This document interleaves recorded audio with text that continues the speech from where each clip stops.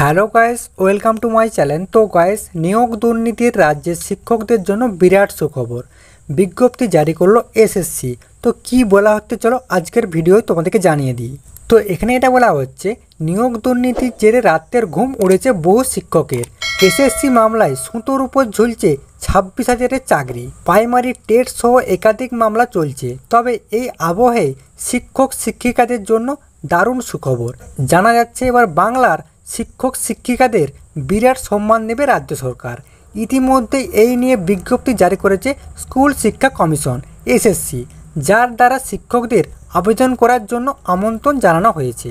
তো আর কি বলা হচ্ছে, জানিয়ে রাখি এই সম্মান দেওয়া হবে সেই সকল শিক্ষকদের যারা বছরের পর বছর ছাত্রছাত্রীর পাশে এসে দাঁড়িয়ে অক্লান্ত পরিশ্রম করে তাদের কৃতি করে তুলেছে, জীবনের পথে এগিয়ে দিচ্ছেন।